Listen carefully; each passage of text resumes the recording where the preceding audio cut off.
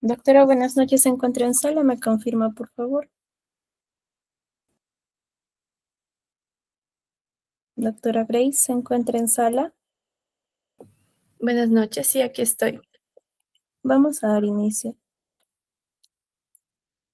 Buenas noches, estimados participantes. Les saluda María, asesora académica del Centro de Capacitación CIP.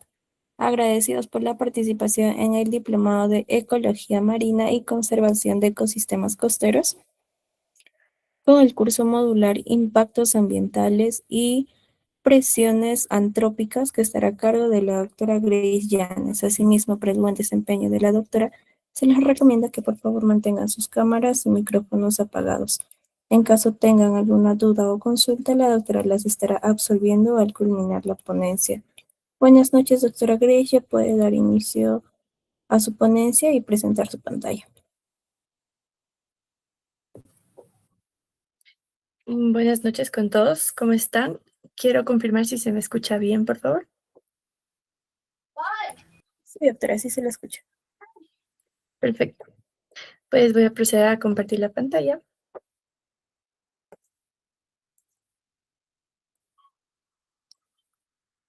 Ok.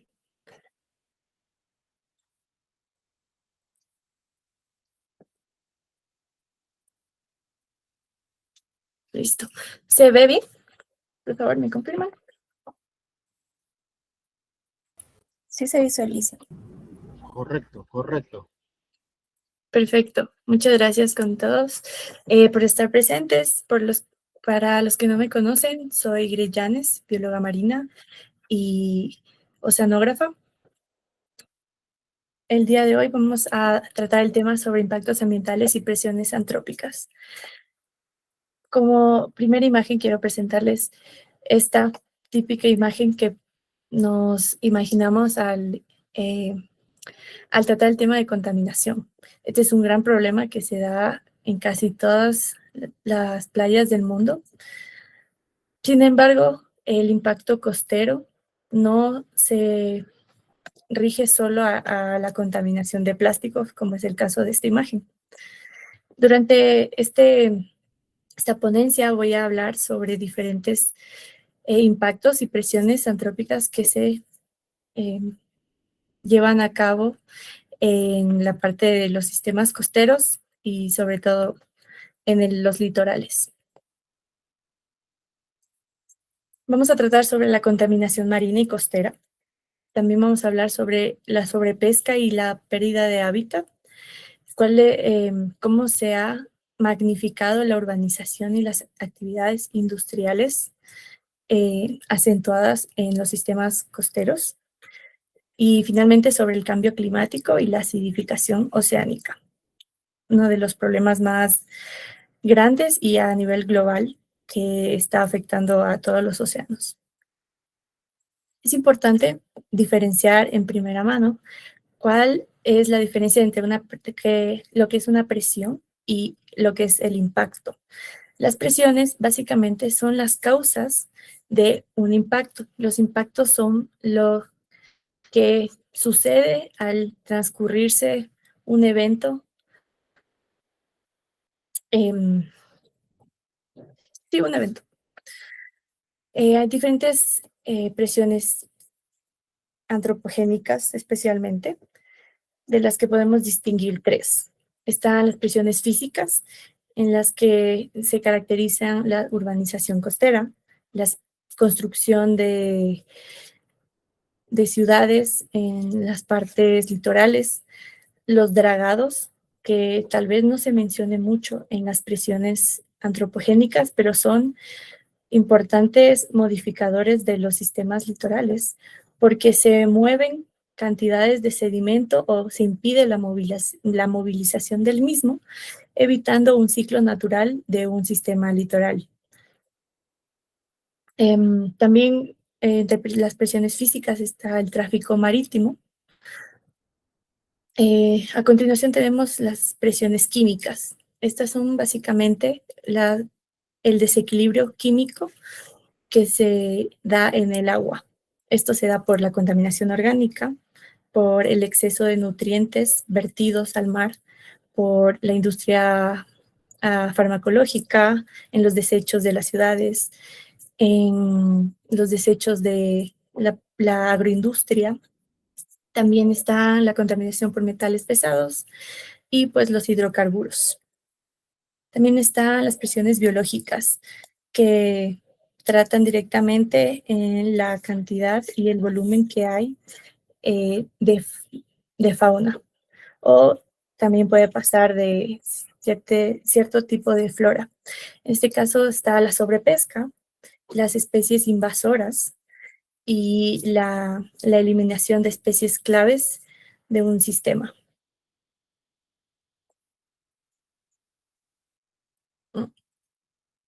También tenemos diferentes tipos de impactos. Tenemos impactos que son del tipo estructural, en el que se visualiza como tal pérdida de hábitat, extensiones en las que un ecosistema ha perdido su funcionalidad ecológica.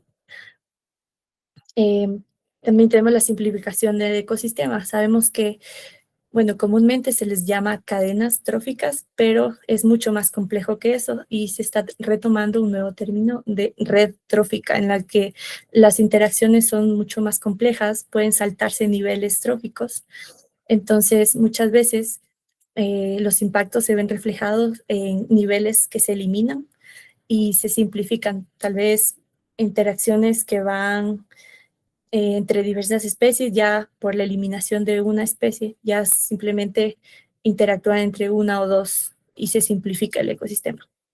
Están las funcionales, que hay cambios en la productividad, por ejemplo, la productividad del krill, la productividad de fitoplancton. También está la alteración de los ciclos biogeoquímicos. En los impactos biológicos están, bueno, cambios en biodiversidad, en riqueza de especies y también el desplazamiento de grupos de especies por pérdida de hábitat y por un sinfín de presiones que puedan estar sufriendo. Bueno, como sabemos, la contaminación es una de las principales amenazas para los ecosistemas costeros, porque, bueno, como en clases anteriores, mencioné que los sistemas litorales son los más impactados y en los que más cantidad de personas viven. La mayoría de las grandes ciudades se encuentran en las costas, entonces son fácilmente vulneradas. La contaminación proviene de actividades humanas en tierra y en mar y se acumula fácilmente en zonas costeras por el arrastre de las corrientes, de la marea, de las olas. Esta gráfica representa muy bien lo que significa la contaminación. Un cambio total del paisaje natural que debería ser.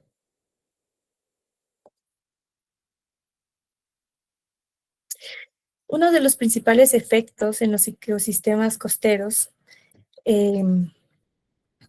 es la eutrofización. La eutrofización es un proceso en el cual hay un desequilibrio de nutrientes. Esto lleva a un crecimiento excesivo de las algas.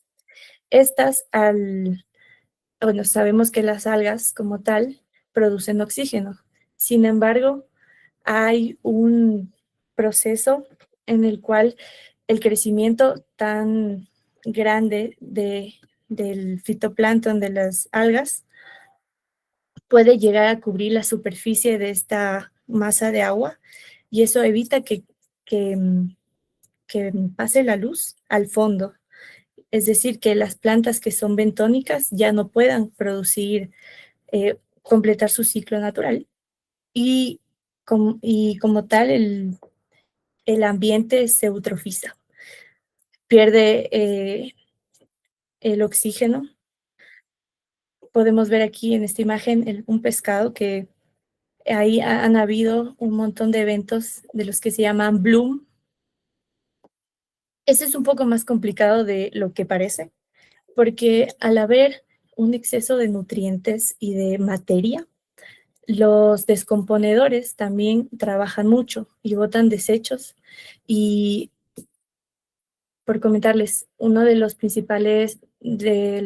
procesos de descomposición que se adquiere en primera instancia es la descomposición aeróbica, es decir, que requiere oxígeno, y al requerir oxígeno para poder descomponer toda esta materia orgánica por el exceso de plantas, quita el oxígeno del sistema. Es por eso que los animales de los sitios eutrofizados se quedan sin oxígeno y se mueren.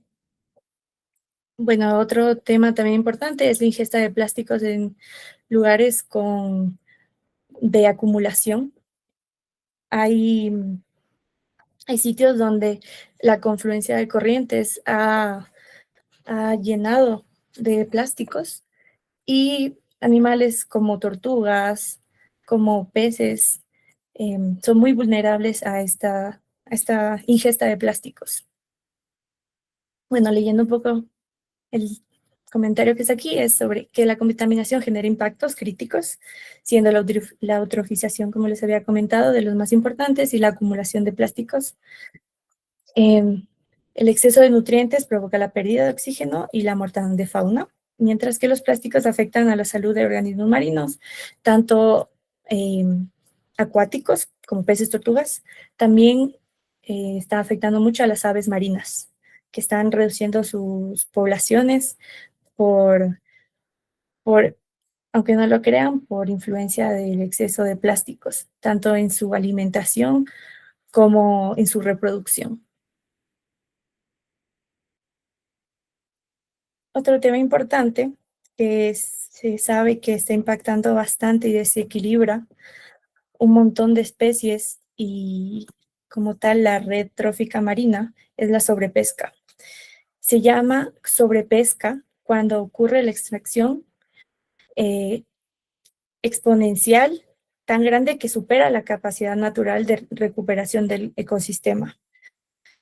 Siempre hay siempre hay nacimientos y muertes en un grupo de especies, en un ecosistema. Sin embargo, la sobrepesca hace que no haya un equilibrio normal, no haya un proceso en el cual un pez pueda crecer a su tamaño normal, reproducirse.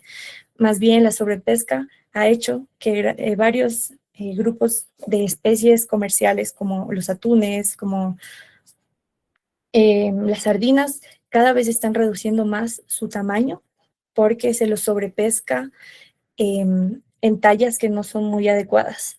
Aunque ya hay varios países que están poniendo leyes para poder tener un mínimo que, que sea útil para el ecosistema y que pueda ser eficiente, tanto para las pesquerías como para la parte biológica. Uno de los mayores riesgos que se da por esta presión es las grandes mejoras que han tenido las tecnologías de la pesca. Cada vez hay barcos más preparados para estar tanto más tiempo en el mar, para tener mayor cantidad de pesca de volumen, de redes más grandes, de poleas mucho más potentes. También se han desarrollado metodologías, se han mejorado metodologías de toda la vida, por ejemplo, el arrastre, los palangres, que busca la rentabilidad y grandes capturas para su procesamiento. Entonces, bueno, este viene ligado con el tema de pérdida de hábitat. Uno de los mayores problemas de la sobrepesca es tanto la pesca incidental como la pesca de arrastre, de fondo. Esta destruye al año unas 1.500 millones de hectáreas de fondos marinos. ¿De qué consiste la pesca de arrastre? Principalmente que no es selectiva. Entonces son grandes redes que pueden tener cientos de metros de longitud, en las que van un barco de pesca, obviamente, arrastrando todo el fondo, agarrando todo lo que se cruce y sobre todo destruyendo hábitat que muchas veces no los hemos estudiado, fondos, arrecifes. Lo peor de este tipo de arte de pesca es que la mayoría de lo que se logra agarrar es incidental y la mayoría se descarta porque no son especies comerciales ni de interés pesquero. Entonces, también es, es importante tomar en cuenta para futuras mejoras de la pesca, eh, tratar de hacerlas más selectivas a lo que se requiere pues, pescar. Eh, Resaltar que la pérdida de hábitat más notable y sonada es la de los arrecifes de coral, que se estima que más del 50% se ha perdido en los últimos 30 años y que se planifica que el 90% de los arrecifes podrían estar amenazados para 2030. Los arrecifes de coral se pierden tanto por pescas de arrastre en los que van destruyendo años de crecimiento, como por la acidificación del mar, que la trataremos más adelante, y por, bueno, en menor medida, tal vez por turismo irresponsable, destrucción, pero es a menor escala. Es importante conocer este tipo de pérdidas ecológicas. En esta imagen es súper impactante. En la imagen grande, esto es la ciudad de Murcia, en España, la llamada Manga del Mar Menor. Como podemos ver, está totalmente edificada, totalmente urbanizada por hoteles, por resorts, por un montón de infraestructura. Aquí es importante recargar lo que había mencionado antes. Para conservar todas estas construcciones, hay que mantener una línea costera estable, lo cual no pasa naturalmente. Los sistemas costeros son muy dinámicos, en los que siempre hay intercambio de sedimentos, pueden haber depósitos, como puede haber erosión. Entonces, para mantener estas líneas costeras, siempre hay cambios estructurales, se hacen diques, se hacen barras, se hacen puertos, así pueden evitar una destrucción prematura del sitio. Como mencioné, la expansión urbana modifica la línea de costa y aumenta la presión sobre los ecosistemas cercanos. Muchas veces para la construcción de estos sitios se eliminan manglares, se eliminan marismas. La urbanización implica rellenos, construcciones, carreteras, contaminación y sobre todo la eliminación total, en este caso, de ecosistemas naturales. Estas modificaciones cambian la dinámica litoral y aumenta el riesgo y la cantidad de descargas de residuos, aguas servidas y sedimentos al mar. Ay, perdón. Ay. Muchas veces el desarrollo urbano avanza mucho más rápido de lo que se planificó ambientalmente. Antiguamente, las planificaciones ambientales eran subdirigidas al beneficio económico más que a la conservación ambiental. Entonces, simplemente siguieron construyendo y bueno, últimamente en los últimos años se ha tomado un poco más de conciencia, pero ya las grandes ciudades ya están establecidas en sitios donde prácticamente son irrecuperables y bueno, se hace énfasis en los lugares que todavía están óptimos y tratar de no dañarlos. Debido a que hay gran cantidad de la población en los sistemas costeros, las actividades industriales se han intensificado en estas áreas. ¿Por qué están estratégicamente en las costas? Porque son necesarias tanto para la economía como para la logística de los proyectos industriales. El problema es que no es solo actividades aisladas, sino que son un cúmulo, como dice el título, son industriales, son a nivel larga escala y tienen una acumulación importante en el tiempo. Como podemos ver, supongo que es muy normal ver este tipo de construcciones en las partes costeras, porque simplemente se facilita el desecho de la liberación de desechos, el intercambio de recursos. Por ejemplo, las actividades se suelen dar a esta escala industrial por la ubicación estratégica, un acceso al transporte marítimo para poder tener una construcción más rápida, a mayor cantidad de recursos, a un intercambio de mercados, de interacciones con otros sitios. Y bueno, como mencioné, la densidad poblacional en las costas es uno de los mayores ah,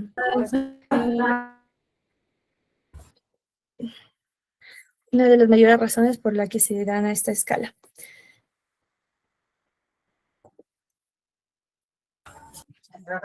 Me da cosa porque yo no lo apoyo porque acá. No, pero apoya si estás en la cosa diplomada. ¿Alguien encendió el micrófono? Ya.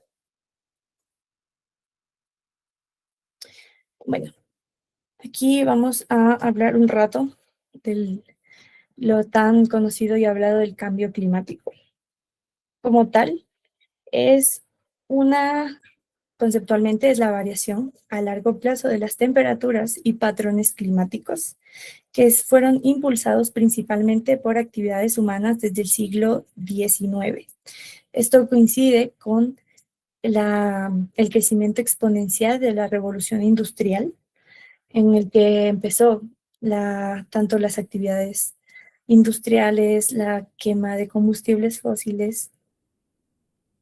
El resultado es el resultado acumulado de múltiples presiones humanas, tanto de la quema, la aviación, em, la actividad marítima, el tráfico,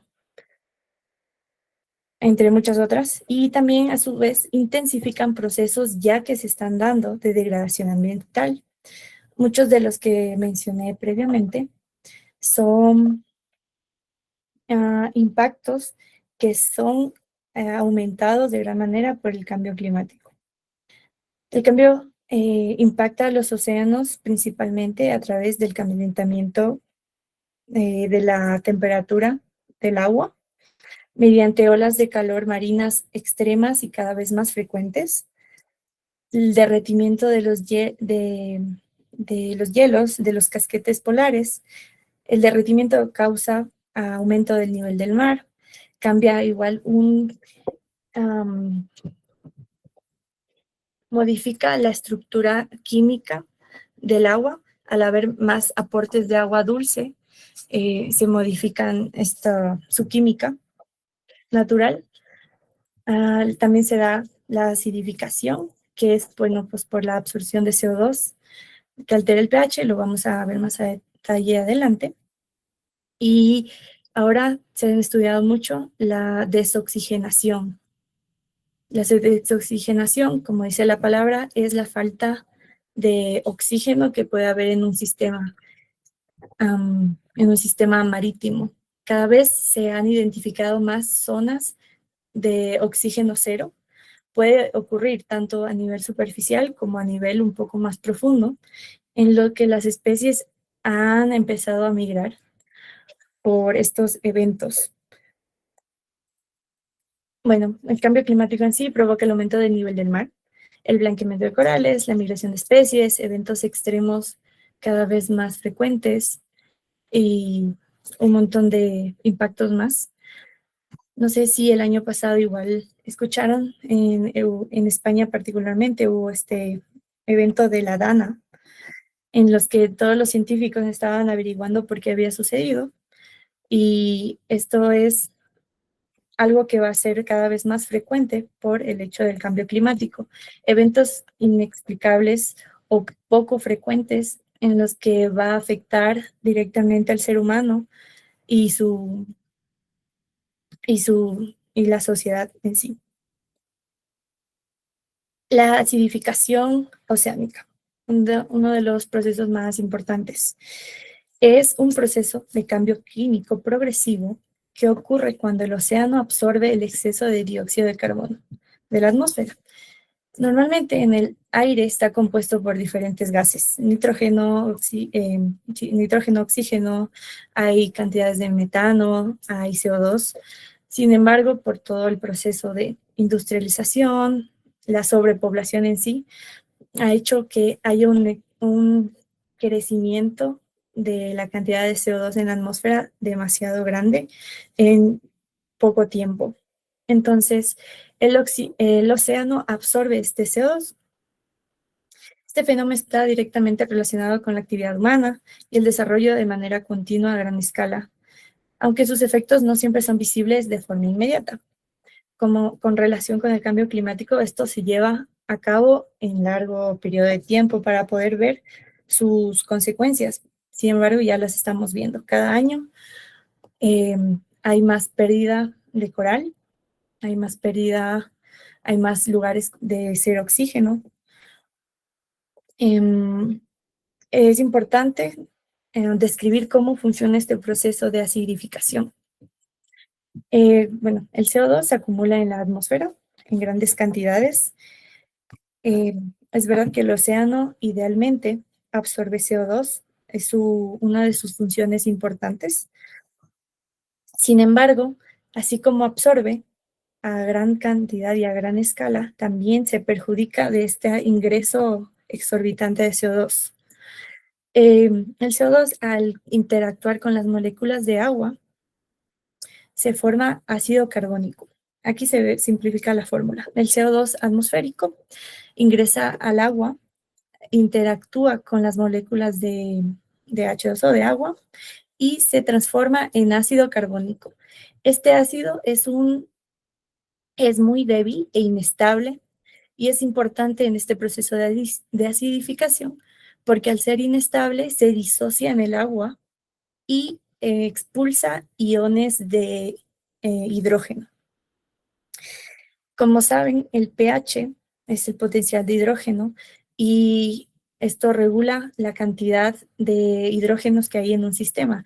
A mayor cantidad de iones de hidrógeno, más ácido es un sistema. Entonces, a mayor cantidad de CO2, va a haber más hidrógeno. Este se combina con el carbonato que hay en el agua, en la forma en que esté disponible, y se forma el bicarbonato. El bicarbonato, bueno, se forma tanto del ácido carbónico al disociarse, pero también los iones carbónicos con los iones hidrógeno también forman el bicarbonato. Y al formar estas sustancias, el carbonato que puede ser utilizado para procesos biogénicos, como es el carbonato cálcico, ya no queda disponible, que es de lo fundamental que perjudica la acidificación. ¿Qué pasa? Al no estar disponible este carbonato cálcico, varias especies dejan de crecer, de seguir expandiéndose. Este es el caso de los importantes arrecifes de coral que crecen y existen prácticamente por el carbonato cálcico. Hay dos tipos de corales, los que son estructurales y los no estructurales, los que hacen arrecifes y los que son más blandos y no tienen estructuras sólidas. Los importantes, bueno, ambos son importantes, pero los que hacen los importantes arrecifes de coral son los corales hermatípicos, los de estructura dura, y ellos fundamentalmente necesitan el carbonato cálcico para poder crecer. A su misma vez, la acidificación costera influye bastante en cómo interactúa con las zooxantelas, que son un tipo de algas microscópicas que tienen una simbiosis con los corales para poder crecer y también hace que se repelan, aparte de no tener disponible el bicarbonato el carbonato cálcico. Asimismo, hay otras especies súper importantes, Por ejemplo, el erizo de mar, también moluscos como las ostras, los mejillones, que países como España, Galicia, son pioneros en la producción de mariscos, de este tipo de moluscos, y que poco a poco van a ir disminuyendo la producción, evidentemente por el cambio de composición química del océano. También especies como conchas, animales que generan concha, exoesqueletos como las langostas, como los cangrejos, van a tener más dificultad para crear esa estructura y poder crecer en tiempos normales a tamaños que son ideales para la pesca. También van a tomar más tiempo. No solo se rige a especies grandes, también hay especies más pequeñas que es importante. Por ejemplo, los cocolitóforos son unas especies de algas microscópicas que están hechos fundamentalmente de carbonato cálcico. Tienen capas duras y estos son súper importantes, aunque microscópicos, son muy importantes porque ayudan a la incorporación de oxígeno y pues sin el carbonato cálcico disponible no van a poder reproducirse ni tener una producción normal y cumplir esa función y ese rol tan importante. También hay esponjas calcáreas que son un poco menos comunes que las esponjas normales hechas de sílice, pero son importantes porque son más antiguas que las esponjas de sílice y tienen importancia geológica. Bueno, estructuralmente se los estudia bastante para conocer cómo ha sido su evolución y adaptación a los cambios actuales. Una de las consecuencias de la acidificación afecta especialmente organismos que dependen del carbonato cálcico para formar conchas o esqueletos, como se había mencionado, como los corales, los moluscos y algunos tipos de plancton. Estos organismos deben invertir más energía en sus procesos de calcificación, entonces les va a tomar más tiempo, les va a tomar más energía y reduce también su crecimiento por más energía que utilicen. Si no tienen a disposición el carbonato cálcico, no van a poder generar sus conchas, esqueletos o protección de los que estén hechos. Y va a reducir considerablemente tanto su supervivencia como su capacidad reproductiva. No sé si hasta aquí hay alguna pregunta.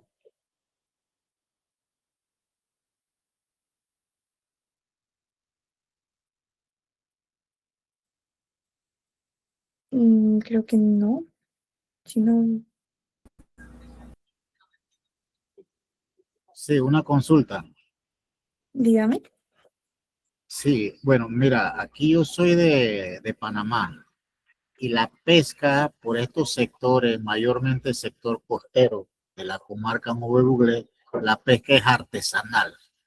La extracción de la langosta es a pulmón. No utilizamos ni NASA, ni redes, ni tanques de oxígeno. Y acá, por estos sectores, pues, la langosta con huevo, la langosta mudada, la langosta pequeña, que no tienen la talla para comercializar, la devolvemos al mar. Así que nuestra pesca por estos sectores es ancestral, una práctica del pueblo Nove Buglé por estos sectores del distrito de Cusapí. Perfecto. Eso es lo que se recomienda, de hecho, tanto en sitios de reservas marinas o en zonas cercanas a la costa, promover lo que es la pesca artesanal, la pesca a pequeña escala, que es más controlable, es más medible y es más beneficiosa para la parte de conservación. Exactamente.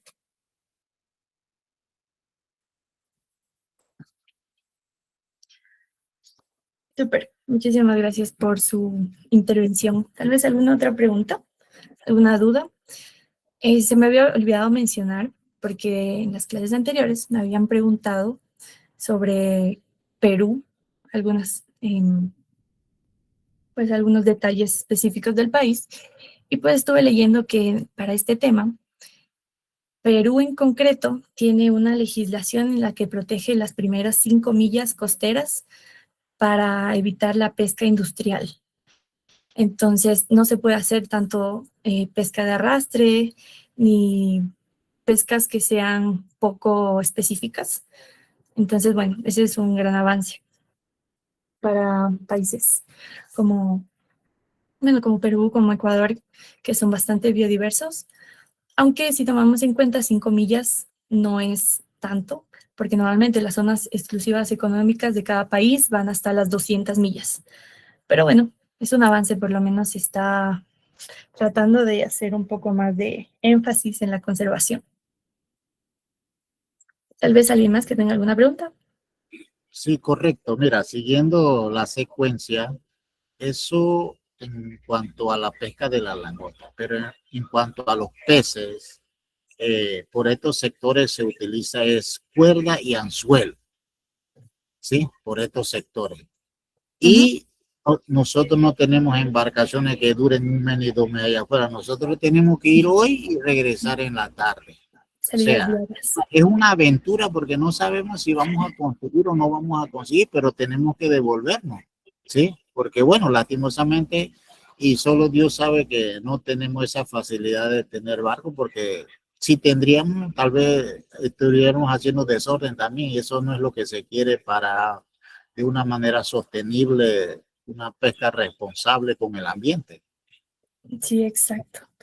Claro, y de hecho eso también es importante en la intervención de los municipios, del gobierno, para poder promover ese tipo de pescas, porque como usted dice, muchas veces incluso hay pérdidas, hay días que tal vez no se pesquen, entonces ahí es cuando se debe invertir para que puedan facilitar ese tipo de actividades que Sí, correcto. conservan. Sí, muy Así bien, es. me alegra que estén haciendo eso. Sí, justamente, bueno, ya que lo menciona, yo trabajé mucho tiempo en Galápagos y ahí se hace lo que es la pesca a pulmón con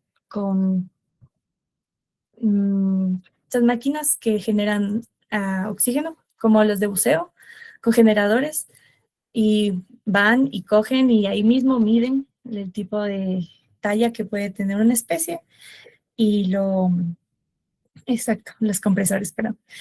Em, los miden y ahí mismo pueden valorar el tipo de pesca que están teniendo.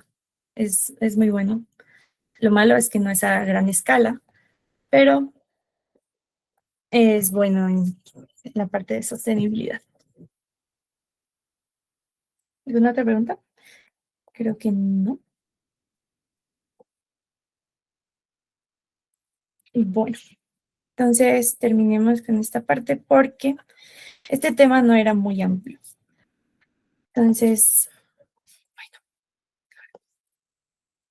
un momentito.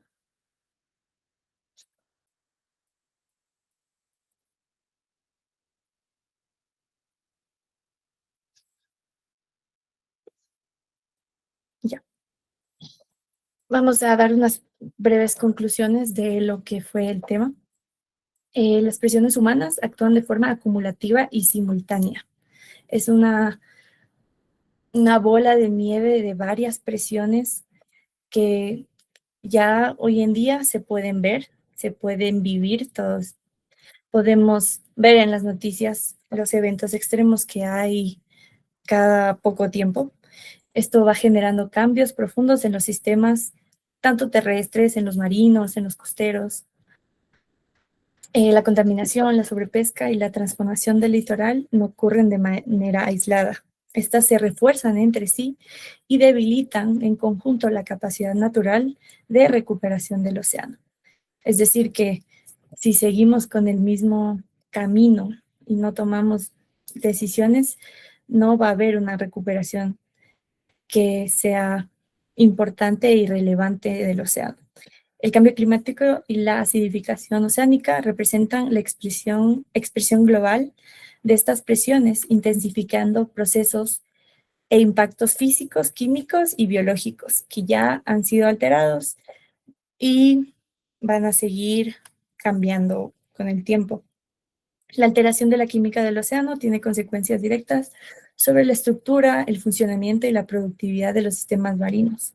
Afectan desde los más pequeños, los microscópicos, hasta las grandes ballenas azules que se alimentan de krill, de moluscos, y estos al no formar, como dijimos, su concha, al no poder crecer, al no poderse reproducir, van a tener menos alimento y así en un montón de especies.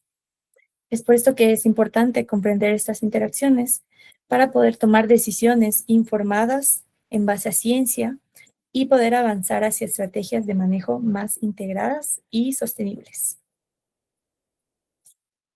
Ahora sí, pregúntenme, ¿alguna duda del tema?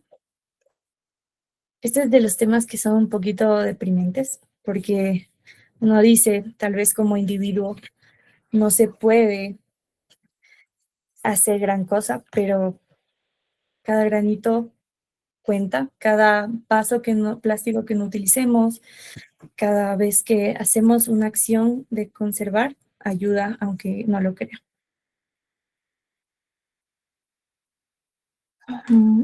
Buenas noches. Sí, quizás tenga conocimiento de alguna especie que pueda ser indicadora de estos cambios que ocurren en los ecosistemas marinos costeros.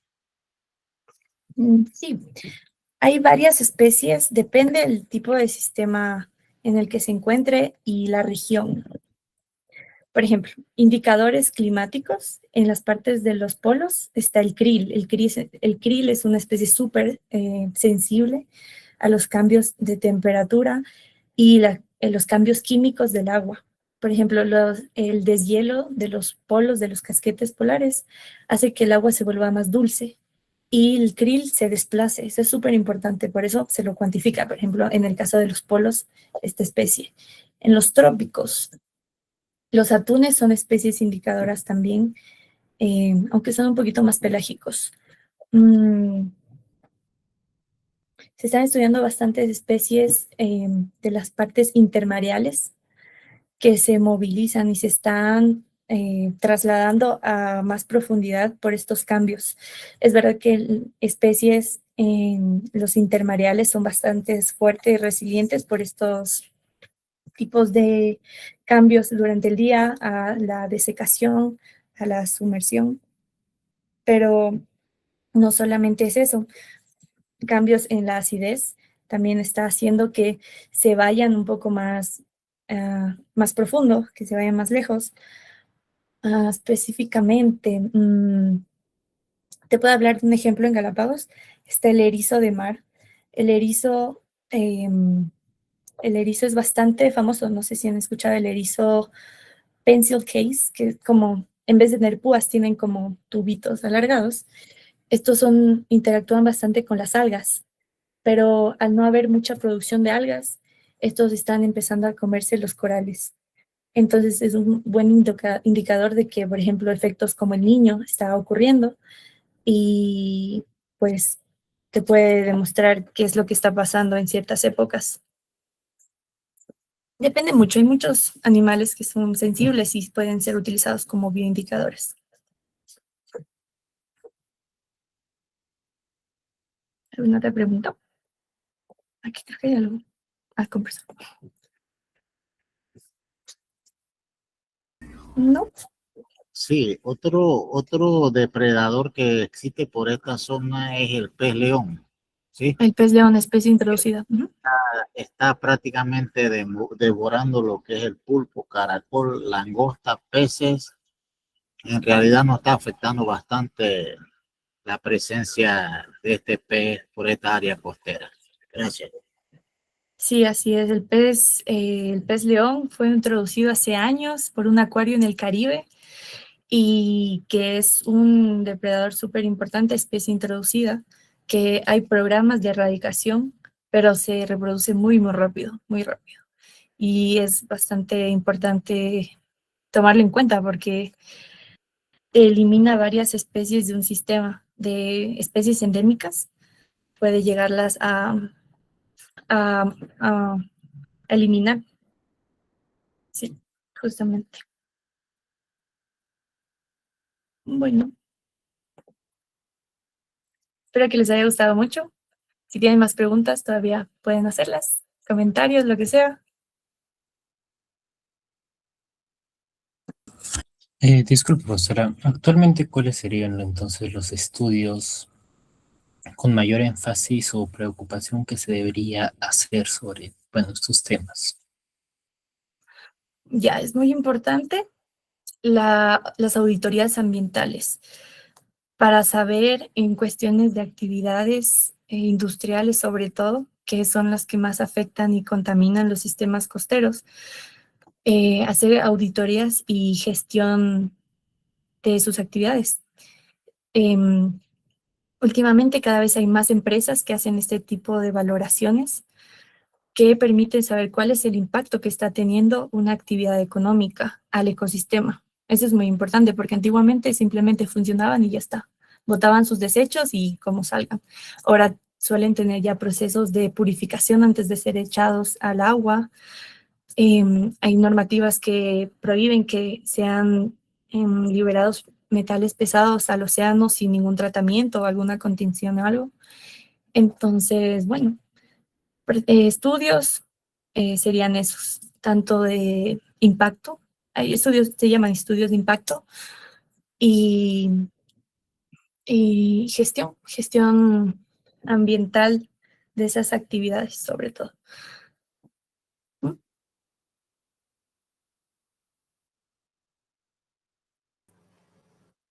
Un poquito como para también poder aportar, más allá de los estudios, creo que la creación de las áreas protegidas es un tema, una herramienta muy fuerte también para poder amortiguar, apaciguar o disminuir las presiones. Bueno, yo soy de Ecuador, acá hay algunas áreas protegidas marino-costeras, incluyendo Galápagos, y el tema del turismo muchas veces no se lo toma en cuenta. Y el turismo es mal llevado, incluyendo algunas áreas protegidas marino-costeras, ¿no? Y creo que la presión que ejercen sobre algunos recursos ecosistémicos es bastante fuerte y también Claro. hace que se generen cambios o que de alguna manera disminuyan o migren o no migren algunas especies, ¿no? Poniendo un ejemplo claro, la ballena jorobada en Puerto López, que es un atractivo bastante fuerte, por causa del turismo mal llevado, sé que ha existido algún tipo de inconveniente muchas veces con estas especies. Se acercan mucho, sí. Sí, exactamente. Y bueno, ahí también se puede combinar lo que es áreas marinas protegidas, reservas, pero también eh, eh, el monitoreo. Por ejemplo, si hubieran más auditorías, por ejemplo, cómo están manejando el turismo, si están manteniendo esa distancia que se debe mantener, si están cumpliendo con el número de pasajeros. Entonces también permite tener un control de las actividades y por ello tratar de conservar un poco más ese recurso. Entonces, claro, las reservas también son un medio que son un poquito más complicadas de, de establecer, obviamente, porque requiere estudios, requiere más procesos legales, de ministerios, cosas, un montón. Entonces, unas soluciones, como le mencioné, pueden ser las auditorías, que controlan directamente problemas de recursos o manejo. Entonces, sí, muchas gracias, José Luis, por tu intervención.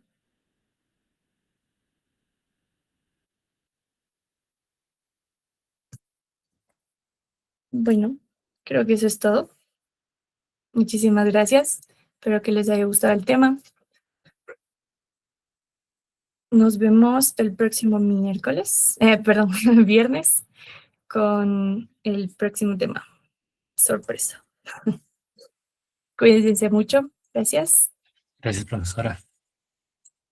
Muchas Cuídense, muchas gracias. gracias. Buenas noches. Hasta luego, gracias. Saludos y bendiciones.